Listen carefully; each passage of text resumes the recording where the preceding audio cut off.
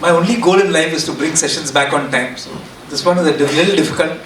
So I'm going to request all of you to indulge me for 10-11 minutes. I promise you at 11 we'll start, which will be half an hour late, but that's okay.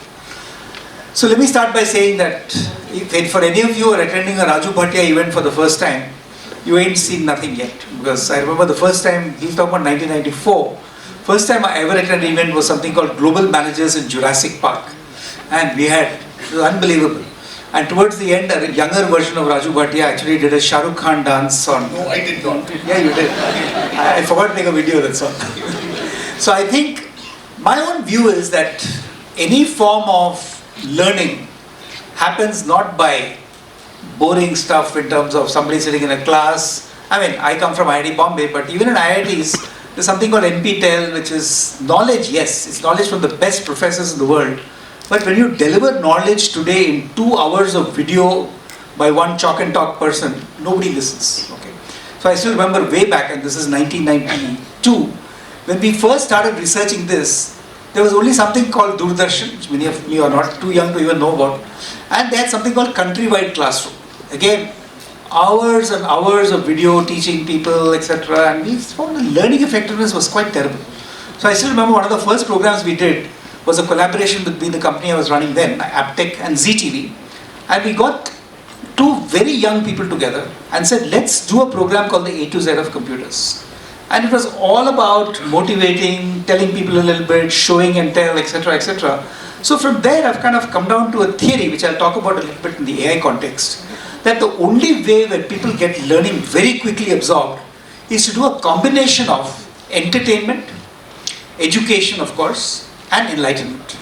Because when the light bulb goes up in your mind and you say, oh my God, I really understood this now, that's when you've really been enlightened or educated.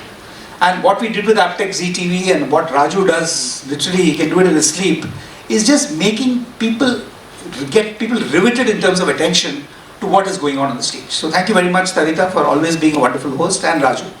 And I must say a few words on Ratan Tata.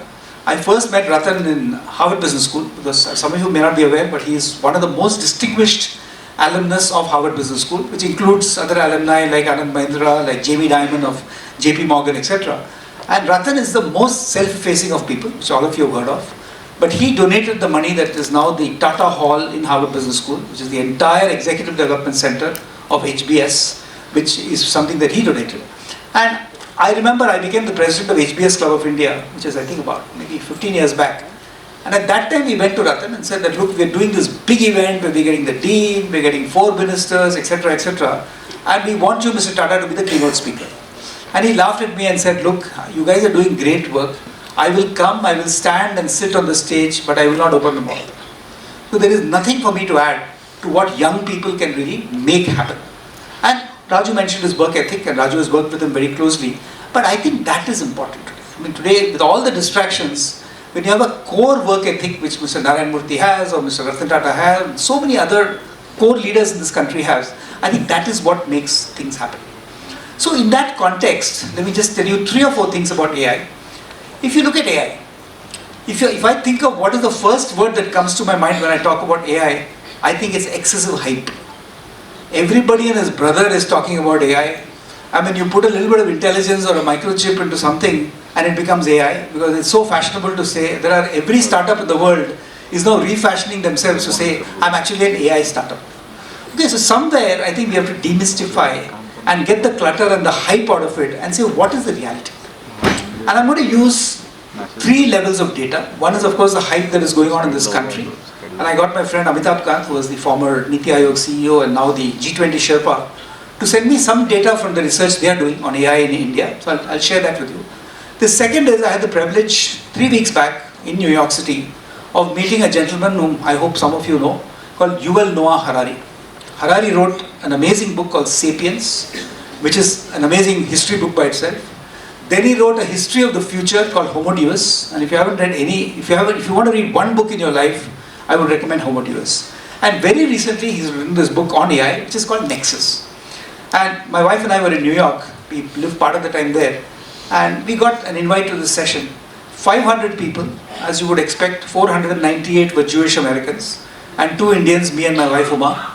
And Harari made, I think, one of the best 3-hour workshops I've ever heard on AI. And I'll tell you a little bit about that also. And the third, if any of you read The Economist, Economist recently ran a lead on AI, okay, where they're actually pronouncing some very interesting futures of AI, which is very important to where we are in this country. So I'll just talk about these three things. So first is the hype. If you look at the hype, when somebody talked about super intelligence, today Sam Altman is talking about AI will very soon move into artificial general intelligence, which is AGI, and then artificial super intelligence, which is where potentially computers can be much smarter, much more intuitive, much more sensible than human beings. Okay, and it remains. We have to wait and see whether that happens. So that's one side of it. But if you look at what India is looking, India is already a leader in the Asia Pacific. I mean, I must say that India is far behind the US and China in terms of AI research and what's happening. But in the Asia Pacific, I think the work we are doing is fairly well recognized, that there is a lot of startup initiative and there is a huge government backbone being created of AI. In fact, the National AI Mission has an allocation of 10,000 crores, I hope it's spent, which will be invested in the AI mission in the next 5 years. So that's one thing. I talked about, I mean, you all heard about NVIDIA, which is Jason Huang's wonderful company, the most $2.6 trillion valuation, which is an amazing, half the size of India's GDP. And if you look at companies like NVIDIA, what they're really doing is making massive chip-based processors. I mean, GPUs, as we call it, graphical processing units. India has placed an order for 10,000 GPUs, which will power the AI infrastructure for academic institutions, for factories, for logistics companies, etc., etc. So that's a significant initiative, investment we're making. And third, I think we are looking at pathways, and I heard Mr. Modi talk about it once, how $17 billion of completely new business can happen in the next 4 years thanks to artificial intelligence. So if you look at reality, where is the reality? The reality is in every sector. If you look at manufacturing and logistics, for instance, you look at healthcare, you look at education, there are opportunities by which AI can not only augment, but in a sense sometimes replace, sometimes assist, and definitely push you to the next level of customer behavior, etc. Logistics, I mean today in India's GDP, almost 7.5% of the cost goes into logistics. And we've had pretty lousy infrastructure for many, many years. Road transportation, ship transport, marine transportation, air transportation, but that's changing. And what AI is doing for India, and I know a lot of work going on in this area, is integrating supply chains. So right from the time maybe the farmer is producing, to the logistics, to the factory, to the production, to the dispatch, I think that's happening. And that's something that, I mean, I'm sure my entrepreneur friend Vikram will talk about in terms of the opportunities in using technology in multiple areas of governance, of factories, etc. So that's one thing happening. Healthcare is pretty obvious. I mean, today there are so many startups, including quite a few in Venture Center right here in Pune, which are actually looking at cancer, early cancer detection, not cancer cure, but actually pointing towards that. Some of you must have seen the Chemistry Nobel Prize, which was announced, I think, yesterday or day before yesterday, is not for the formation of a new protein, but it's for tools to discover new proteins. And those tools are going to be significantly AI based. So that's really, I mean, in fact, that's the work my daughter does in New York.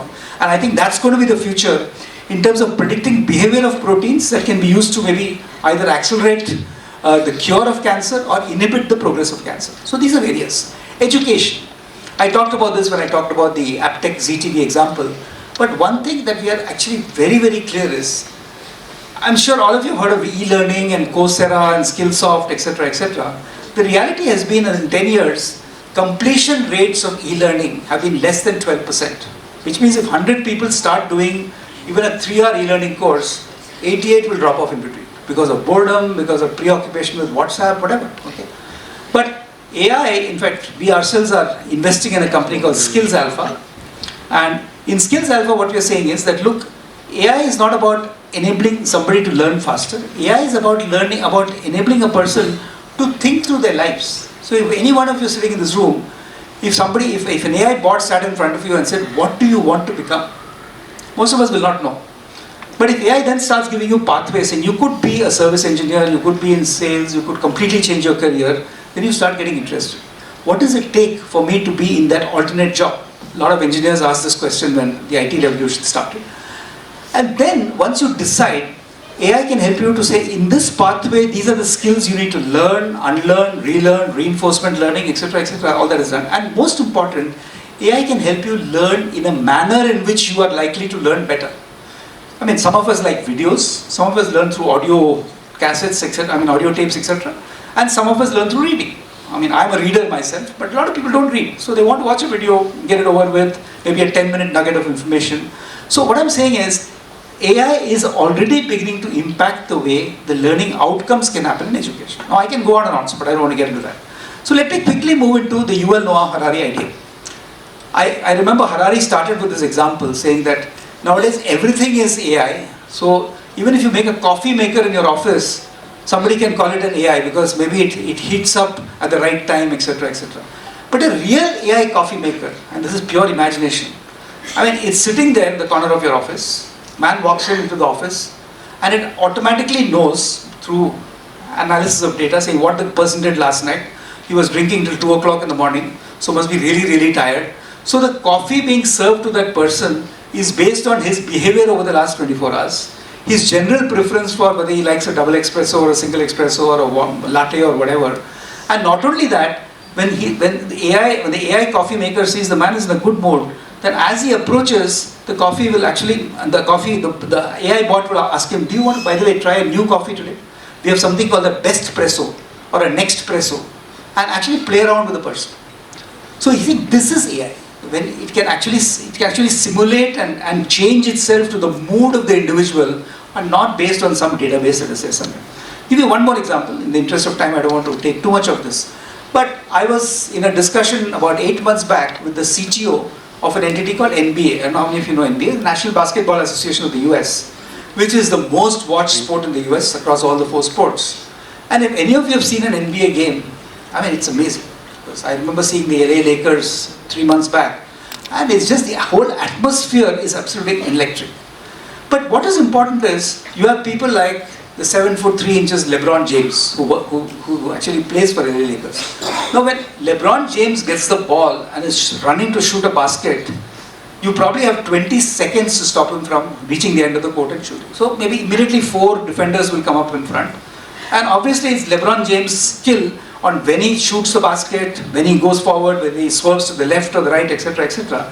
And this guy Krishna, who's the CTO of NBA, was telling me that we are using AI now to actually predict that in that 20 seconds, each one of those 4 people in front of LeBron James, what will be their behavior?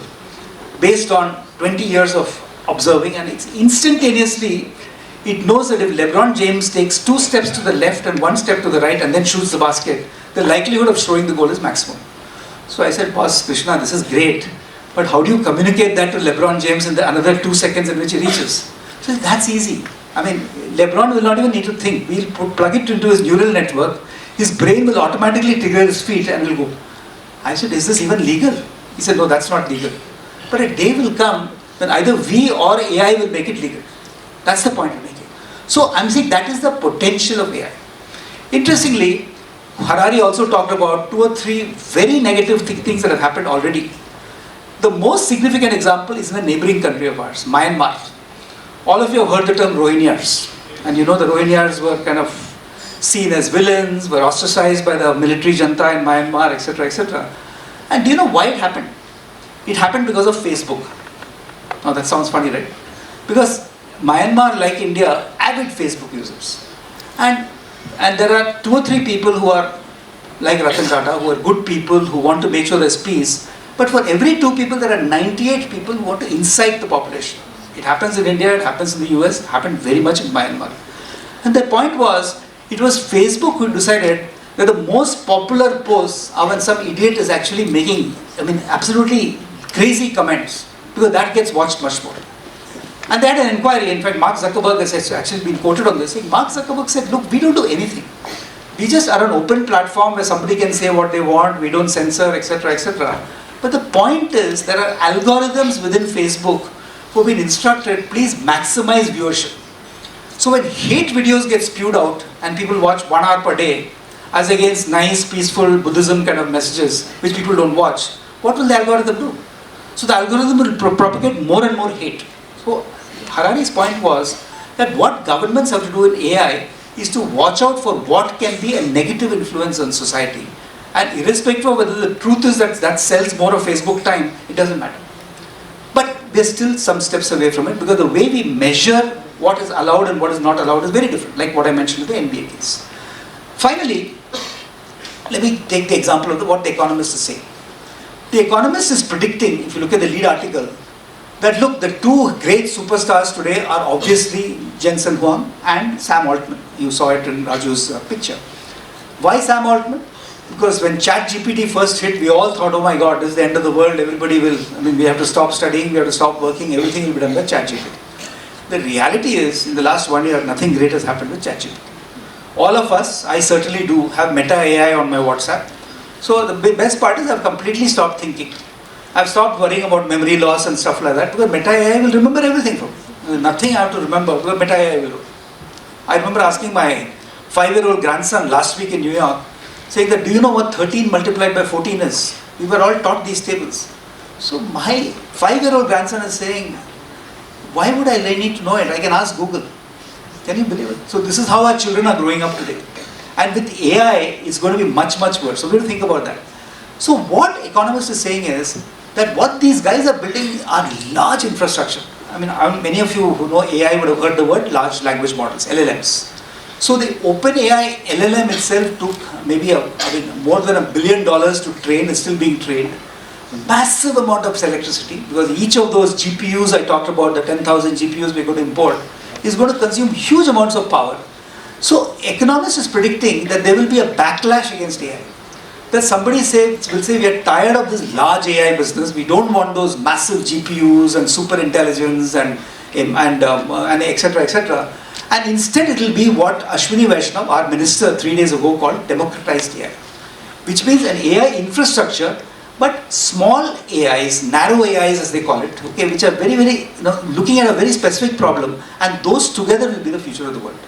Advantage for India, advantage for the global south, advantage for many emerging economies, even in Europe, is that we can all now compete. It's no longer the massive $2.6 billion valuation companies, Sam Altman just raised money at $160 billion valuation. These are unheard of numbers. And a lot of people putting in that money. Suppose the whole market pivots and we're saying now small AI will be the journey of the future. So that is the point. So the point I'm making, just to summarize, is yes, AI is real. AI would be really good if it augments human capability. If AI becomes super intelligence and becomes something that completely overtakes our ability to think and have cognitive capabilities, I think they're in trouble. So governments will have to come in and look at the algorithms, look at what is happening, and do somewhat of governance. But all of us, every student in this room, every executive sitting here, the entrepreneurs, will have to understand AI. Because if you don't understand AI and AI understands you, you're dead. But if you are able to understand AI, you can actually leverage the power of AI, understand the shortfalls or the shortcomings or the dangers of AI, and actually build a better planet. So I think this is what we have to think about. We have 3 sessions today, and all our speakers will talk about what they're doing with AI. But keep this in mind, that at the end of the day, beyond the hype, we have to take a very realistic, very rational, and very intelligent view on how we use artificial intelligence. Thank you very much. Thank you very much.